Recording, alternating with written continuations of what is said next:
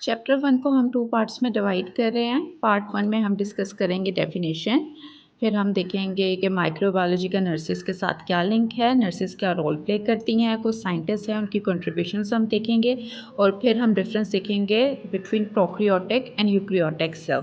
और पार्ट 2 में हम लेके चलेंगे वायरसेस को, न्यूट्रिशनल रिक्वायरमेंट को, क्लासिफिकेशन ऑफ बैक्टीरिया और उसकी जर्नल मॉर्फोलॉजी को।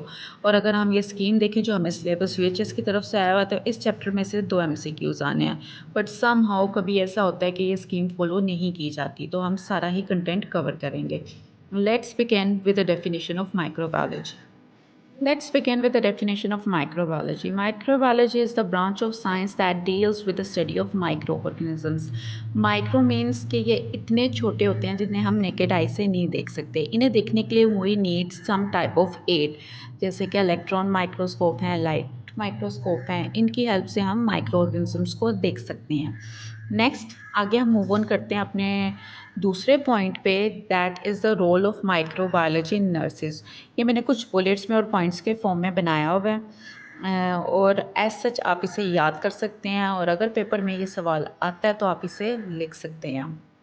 कंप्लीट नोट्स हैं, आपको अलग से कोई चीज़ की ज़रूरत नहीं पड़ेगी, फिर भी अगर आप कहेंगे तो इनके पिक्चर्स में डिस्क्रिप्शन में डाल दूँगी। Role of microbiology in nurses. Nurses need to study microbiology because our infectious diseases are caused by microbes. पहले तो हम देखें कि हमारा लिंक है क्या माइक्रोबायोलॉजी से, why we should study microbiology ना। तो देखा जाए जितनी भी डिजीजेस कोज होती हैं that are due to some microbes, microorganisms, तो सम हाउ नर्सेज जो कि डील कर रही हैं पेशेंट को, वहाँ पे डिजीजेस को देखती हैं, वहाँ पे पूरे एनवायरनमेंट को देख रही होती हैं, तो उन्हें इसकी नॉलेज होनी चाहिए कि which microbe is responsible for that disease और ये कौन सी डिजीज़ है। तो इसलिए that is really much important for nurses to study microbiology.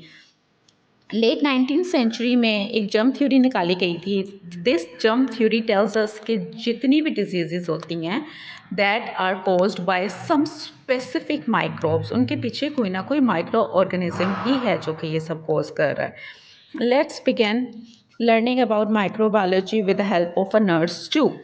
अब नर्स स्टडी करेगी microbiology to prevent transfer of germs from one patient to another patient. ज़ाहिर सी बात है, ये नर्सेज ही होती हैं जो पेशेंट के बड़े क्लोज होती हैं, उन्हें डायरेक्टली डील कर रही होती हैं, तो उन्होंने ख़ुद को भी बचाना है, पेशेंट को भी बचाना है, इर्द गिर्द के एनवायरनमेंट को भी बचाना है। तो ये knowledge is very useful for them कि वो इन्हें हेल्प आउट करेगी how to protect themselves and to protect the patient, their surroundings, their relatives etcetera. Prevent transfer of germ from oneself even from inanimate objects. Obviously hospital है, bed है, inanimate objects हैं, table हैं, stool है, बहुत सी चीज़ें हैं जो कि कंटेमिनेटेड होती हैं बहुत से माइक्रोब से, तो उन्होंने वहाँ पे सफाई का ख्याल रखवाना होता है, इन सब चीज़ों को देखना होता है। And nurses will learn to appreciate the difference between pathogenic and non-pathogenic microbes that play a vital role in the environment. It is very much important. हम इतना तो जानते हैं कि माइक्रोब्स सारे बुरे नहीं होते, कुछ हमारे लिए फ़ायदेमंद हैं, they are beneficial for us, और कुछ हमारे लिए नुकसानदेह हैं। So nurse should know the difference between pathogenic and non pathogenic micro organisms. Pathogenic वो हैं जो कि डिजीज़ कोज करेंगे, और नॉन पैथोजेनिक वो हैं जो कि हमारे लिए फ़ायदेमंद है। इसमें हम एग्जाम्पल ले सकते हैं योगर्ट की, दही की। नेक्स्ट 4 पॉइंट में improving the sanitation of hospital. Hospital की सारी सैनिटेशन को इम्प्रूव करेंगी nurses. Understand the different source of infection, वो देखेंगी सोर्स क्या है इन्फेक्शन का, हाउ दे स्प्रेड, और अगर पेशेंट इतना इन्फेक्टेड है तो क्या हमें उसे आइसोलेट करना है कि नहीं, that one is a 6 point. Number 7 पे देखेंगे वो मेंटेन करेंगे क्लीनिनेस को और कैरी आउट करेंगे डिसइंफेक्शंस को। तो यहाँ पे नर्सेस को पता होना चाहिए डिसइंफेक्टेशन क्या है, स्टेरिलाइजेशन क्या है, और ये भी हम फर्दर आगे देखेंगे। इन्फेक्शन कंट्रोल प्रोटोकॉल्स उन्हें पता चलने चाहिए, और यही नर्सेज ही होती हैं जो इन्फेक्शन कंट्रोल प्रोटोकॉल्स को फॉलो करती हैं, जिससे पूरा एसेप्टिक कंडीशन मेंटेन होती है। And they are responsible, number 9 में है कि maintain aseptic condition during various surgeries. Number 10 understand proper sample collection and timely transport to lab. अब माइक्रोबायोलॉजी में उन्हें ये पता चलेगा कि सैंपल कलेक्शन की कैसे जाती है, कैसे उन्हें कलेक्ट करना है, उन्हें लैब में कैसे पहुंचाना है ताकि वो फर्दर उस पर टेस्ट अप्लाई कर सकें। नंबर 11 में है ensure proper disposal of medical waste.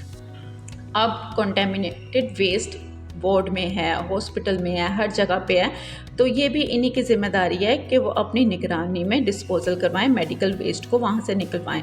अब जनरल कलर्स होते हैं हॉस्पिटल्स में डिसाइडेड कि वाइट बैग होगा जनरल वेस्ट के लिए, yellow bag is for infection waste के लिए, और जो ज़्यादा ख़तरनाक है that will be dominated by the red colour. इस तरह की चीज़ें हैं, और शार्प नीडल्स और इन सब के लिए अलग से चीज़ें होती हैं, कंटेनर्स होती हैं, वहाँ पे आप डिस्कार्ड करते हो। नंबर 12 में आएगा they will understand the special infection risk of the job. Number 13 which one is the last point, इसमें वो देखेंगी कि इम्यून सिस्टम का